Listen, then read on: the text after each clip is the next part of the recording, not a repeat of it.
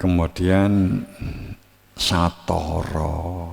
Satoro itu jelas iki sing lahir, iki sing batin, jelas iki gelas, iki banyu, iki tutup, jelas.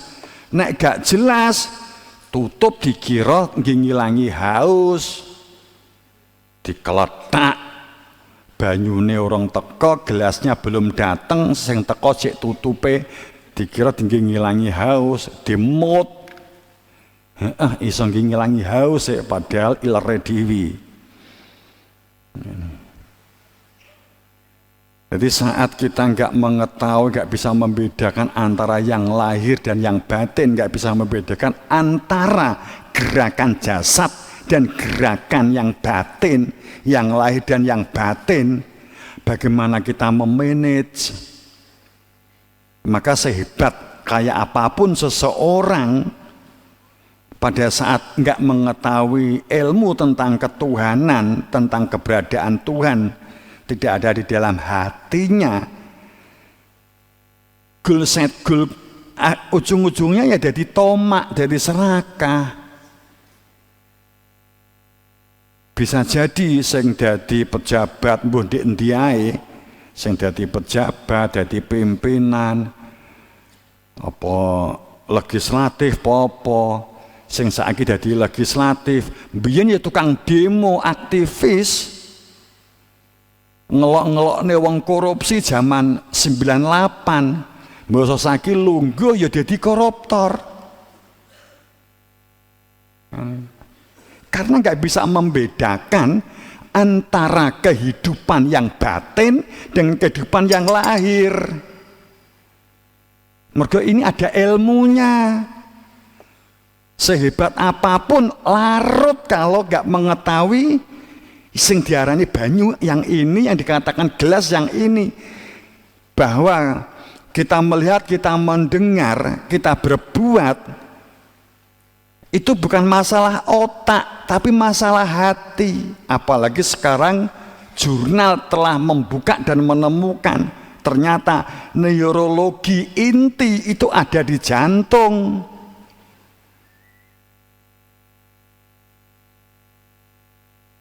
Cara berpikir, metode berpikir yang selama ini neurologi itu adalah otak, pusat konsentrasinya, ternyata itu adalah menangkap dari hati.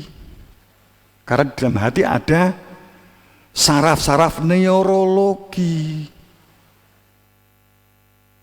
Memang belum viral ya. Nah, ini hal semacam sains semacam itu kan viral ya angel, nggak ada sensasi ini kan gitu.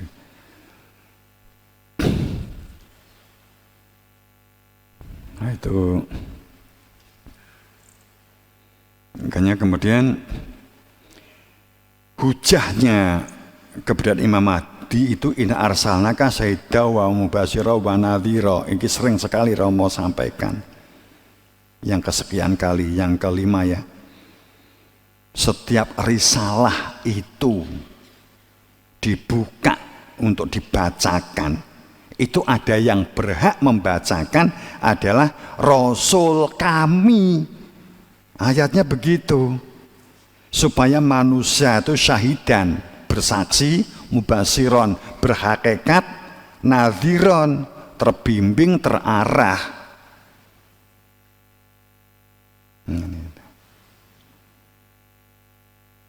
Nah, ini kan seperti satoro tadi, satrio tadi.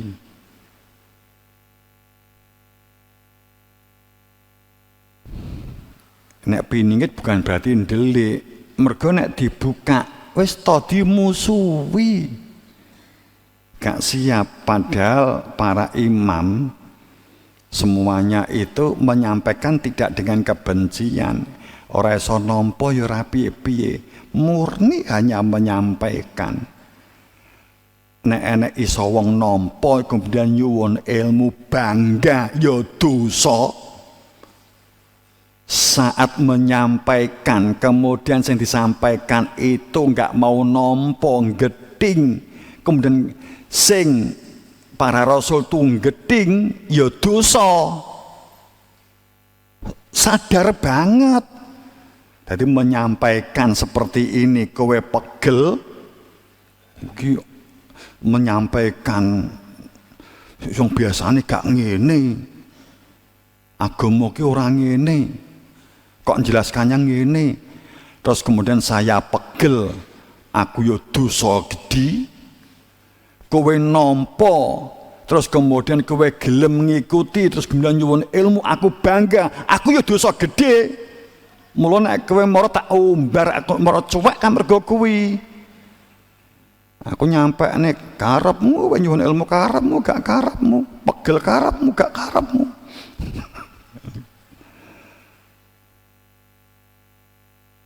Malah nek kowe tak ngerti gak gelem nampa, aman, luwih aman. Mergo paling pomone geding mung petuk sepisan tok. Tapi nek seneng keh mergo aku nyuwun ilmu, keh mergo aku ngaji nyuwun ilmu ben petuk bangga, dosane terus menerus. Tapi nek gak enek sing gatek sakmene ngalih kabeh, petuk paling ya sepisan. Wis dosane ya mung sepisan dil, gak tau petuk wis roh raine.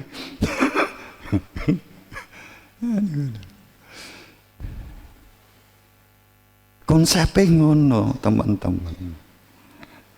Oh, nanti konsepnya ini gak golek sakake mung mesakne wong mati terus ora mulih sak suwene iki tengok-tengok di kuburan sampai teko kiamat. Jadi saiki kan konsepnya kan begitu toh. Jadi wong mati, si amati dipendem, terus kemudian tengok-tengok. Nek kowe konsepmu ngono, mbok kowe sok mbuh bapakmu potonggomu nek mati, nek edekne itu senengane rokok, ya tukokne rokok. Itungan paling enggak nyudo reksa dekne iki ora tengok-tengok nunggu kiamat. Dikei rokok sak truk, jadi dikubur terus kebelai kuburane rokok. Jadi nenek malaikat dijak jagungan, dijak rokokan ngenteni kiamat. Ayo rokokan kat kene.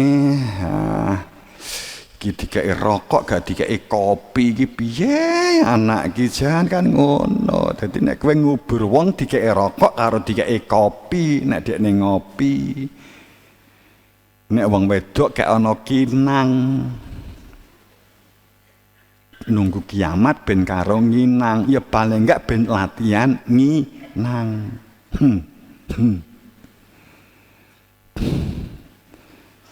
Wong itu kuburan sing mbok sepakati kok mbok paksa supaya itu kuburan yang divalidasi sama Tuhan. Kuburan yang di nggone Quran yang dimaksud kubur itu ya jasade dhewe-dhewe, tangi kau kubur ya umure dhewe-dhewe, kowe mati ya ku berarti tangi kau kubur. Roroh masarmu ya saiki iki. Mizanmu ya saiki iki. Siratal mustaqimmu ya saiki iki.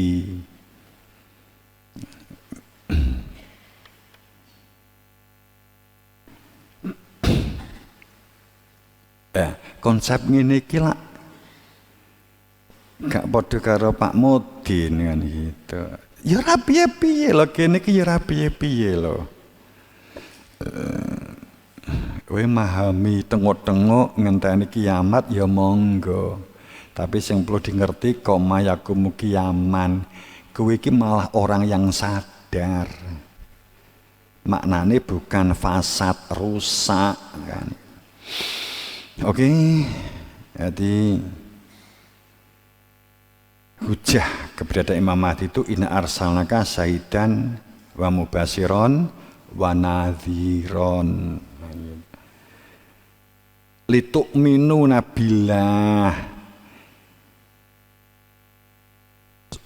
saat supaya bersaksi berada di dalam basyirah, di dalam mubasyiron, di dalam hakikat, nadhiron terbimbing terarah, tahu tujuan hidup, metode hidup, bagaimana menjalani hidup supaya hidup itu lituk minu billah, untuk iman nyatanis, iman secara fakta kepada Allah dan kepada Rasulnya secara fakta.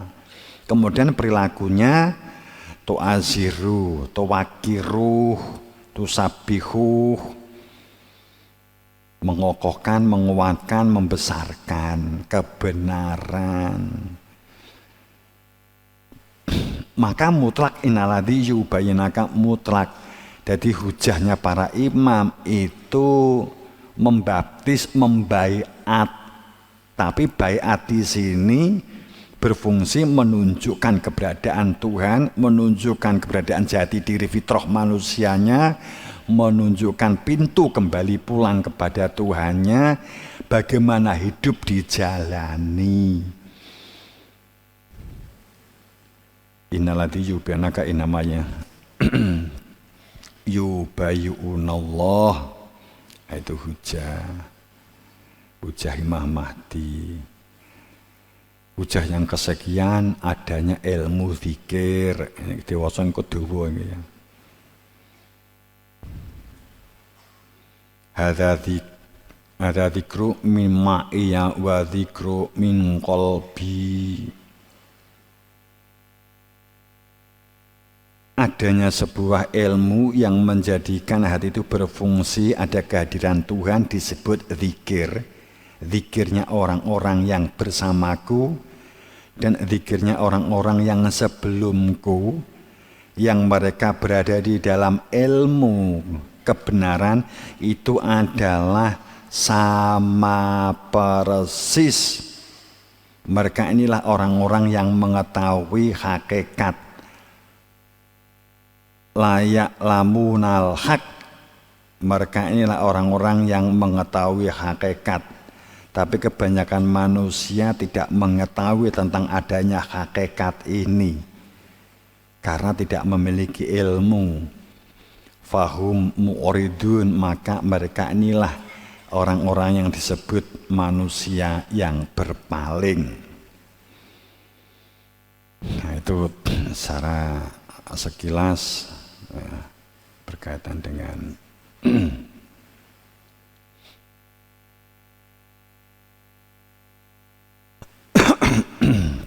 hujah keberadaan Imam Mahdi Ratu Adil. Teman-teman, ini nanti tadi kan sudah puji wali alam dari ganti puji wali kutub, sehingga nanti malam tinggal sembahyangan. Tidak sembahyangan kan lebih pendek lagi karena intinya untuk meditasi. Yang diajarkan Nabi Muhammad yang hadisnya lebih sahih, sebenarnya gerakan pola itu kan tafakur, iktikaf, kholwat, gitu kan, itu jelas dilakukan oleh Kanjeng Nabi. Ya maunya sholat itu adalah kholwat itu.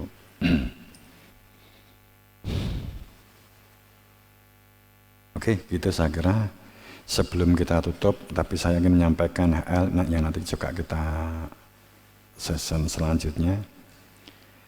Setiap saat kita tuh melihat orang meninggal dunia, namun sepertinya tidak memiliki efek terhadap sikap dan perilaku kita. Tidak ada takut-takutnya dengan bagaimana nasib jika diri kita yang meninggal dunia. Apakah nanti meninggalku ki selamat poga ya, dapat sampai kembali kepada Tuhan apa enggak ya. Saat seseorang sudah tidak ada khawatir dan was-was dengan keadaan nasib jiwa ke depannya, bagaimana ke depannya, masa depannya, dan bagaimana kehidupan setelah meninggal, setelah mati, apalagi sudah merasa benar, maka informasi kebenaran, berita kebenaran, masukan kebenaran, nasihat kebenaran dari orang lain Walaupun secara nalar rasional sangat logis masuk akal, berhubungan, serta memperhatikan kaidah-kaidah keharmonisan, keselarasan yang penuh dengan adab dan akhlak dan keselamatan diri, maka tidak akan bisa diterima oleh akal pikirannya, apalagi oleh hati nuraninya. Pertanyaan yang sering menghalangi seseorang dalam bentuk penolakan itu halusnya itu adalah apa iya ada yang hak, ada yang sah, ada yang wenang, apa iya itu hanya gutak-gatik, gatuk-matuk, hujah dan dalilnya dicocok-cocokkan saja. Manusia selalu heran saat didatangkan kebenaran melalui seseorang yang ada di antara mereka sendiri. Selalu mengatakan ajibtum, apakah opo iyo, kok mengherankan. Karena menerima keberadaan wakil resmi Tuhan atau Rasul itu selalu jauh setelah yang bersangkutan meninggal. Maka goro-goro itu supaya di zaman itu juga dapat diterima, akhirnya akan banyak bencana dan goro-goro.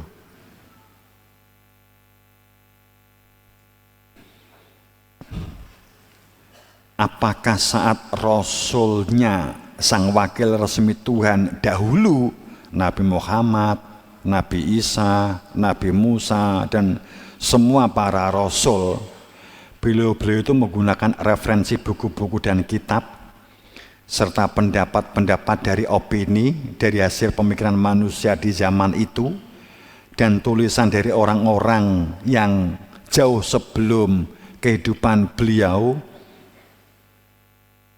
dari tulisan penuangan pendapat orang-orang sebelumnya. Jika hal ini yang dilakukan para Rasul, para wakil resmi Tuhan, bukankah ini justru dapat disebut sebagai tidak masuk akal?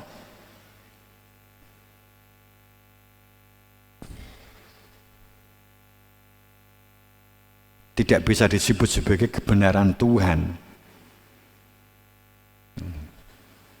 Karena hujah sekaligus bukti kebenaran sesungguhnya adalah beliau sendiri.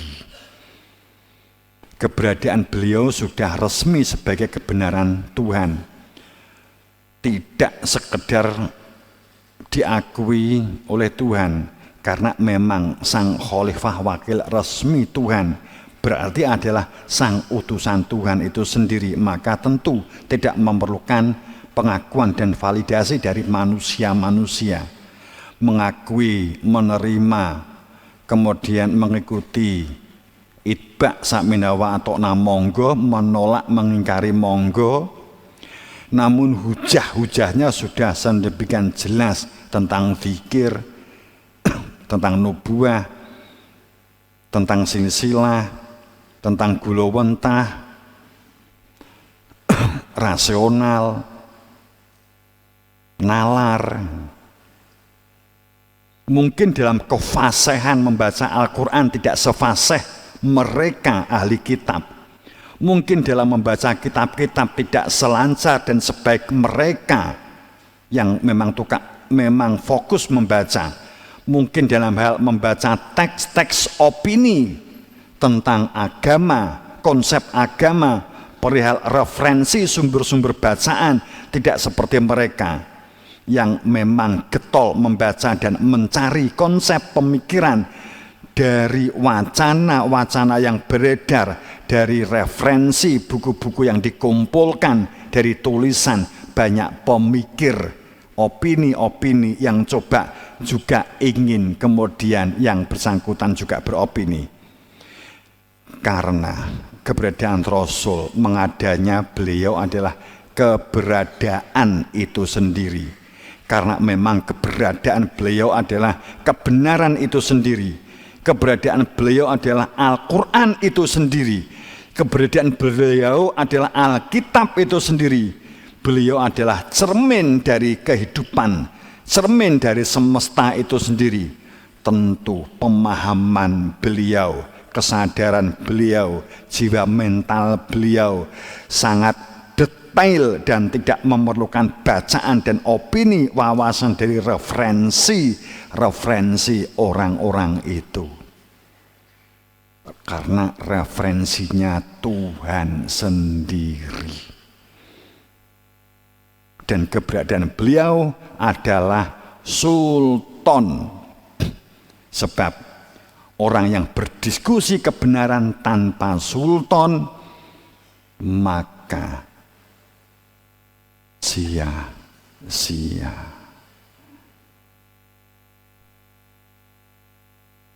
Maka kebenaran beragama tanpa sultan budaya. Kebenaran tanpa sultan hanya pelestari legenda, hanya penjaga situs. Saya kira begitu, dalam ridhonya, dalam maghfirah, dalam ampunannya. Kita menyiapkan panggung, menguatkan kesadaran mental dalam koneksi sosial masyarakat kolektif, tidak mengurangi apapun. Kita tuh begini loh ya, kita tahu kita menghadapi fenomena ini sebagai sinyal akan ada banyak bencana, iya. Jadi kita memberdayakan diri, memberdayakan orang lain, berbudidaya, membantu orang lain. Tapi kalau kita melihat untuk menata, memperbarui, menyelaraskan keselarasan kehidupan dengan semesta, dengan kebenaran, berat. Kalau kita berbicara tentang meluruskan definisi, deskripsi, tangeh lamun, maka goro-goro dipastikan terjadi. Jadi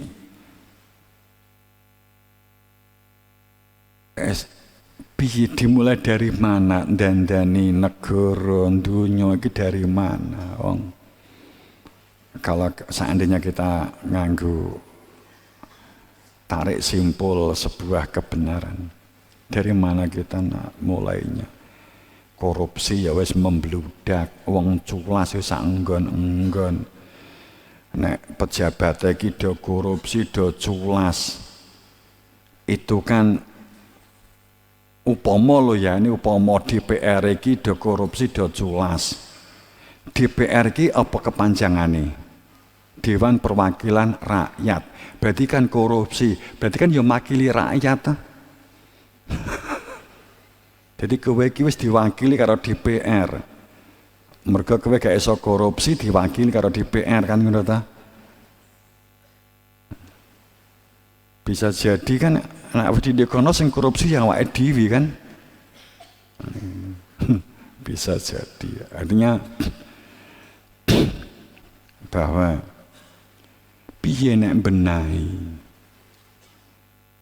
sistem demokrasi partai seperti sekarang ini itu ya memang sistem yang dibangun, apalagi puncak piramidnya itu adalah sing penting ekonominya banter, ngisor rusak terserah, apalagi seperti itu. Puncaknya itu kecuali kalau mungkin kesadaran atau budaya begitu ya, ekonomi ngikuti. Sekarang kan ekonomi kan gitu. Budaya rusak terserah, yang penting ekonominya mapan umpamanya kan begitu. Lingkungan rusak nggak apa-apa, yang penting menghasilkan ekonomi kan gitu kan. Akibat puncak piramidnya adalah ekonomi. Piye membenahinya?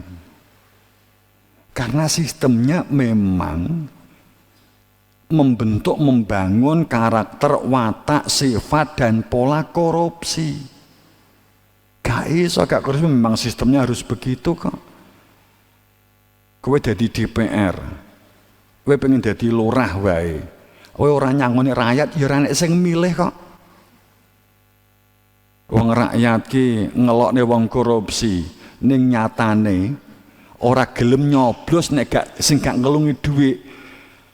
Sing ngekek dhuwit sing akeh sapa? Si A, si B apa si C? Si C, ya berarti nyoblos C. Wong kowe milih korupsi lho. Ya nek dikek dhuwit aku ya nyoblos, gak dikek dhuwit aku ya gak nyoblos. Wong kuwi lho wis korupsi, kok enek wong korupsi mbok lokne lho. Faktane budal di gene TPS lho ya mergo serangan fajar. Ya, berarti kan bener DPR kan mewakili kono gede korupsi ini peluangnya mung 5 tahun sepisan kan ngono ta?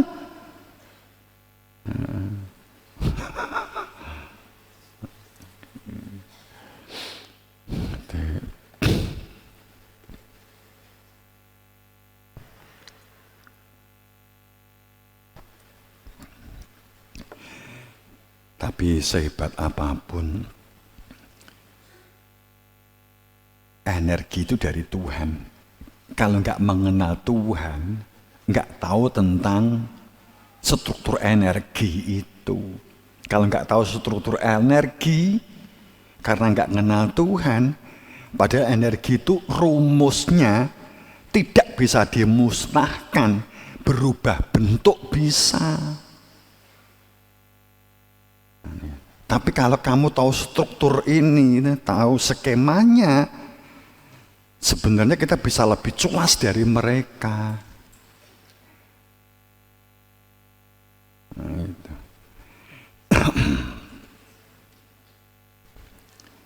Saya kira begitu ya. Satu, ya kita tetap membangun berbudidaya, sistem yang baik. Tetangga kita juga menolong, membantu kesulitan, ada orang yang juga membantu menolong, iya, tapi memohon endang goro-goro endang akeh wong mati endang iya tetap nenuwun kan gitu loh. Iki nek gak endang enek bencana geweden, penataan juga enggak segera bisa terwujud. Wes mula ngangkat puji wali alam. Tapi ya tetap bantu, karena kita nenuwun itu bukan karena kebencian. Kita melakukan ini karena panggilan untuk terwujudnya sebuah tatanan kebenaran. Maka kita bangun bebarengan, kebersamaan, kekeluargaan, kilik-kinilean, komunikasi, musyawarawan, berbisnis juga tetap yang baik, merencanakan kegiatan produktif, mandiri, dengan berbudidaya tetap. Tapi kita juga mempersiapkan panggung peradaban baru. Semoga dapat berberan berkah sapangestu Guru Wasito. Ihdinas siratal mustaqim bil haq. Assalamualaikum warahmatullahi wabarakatuh.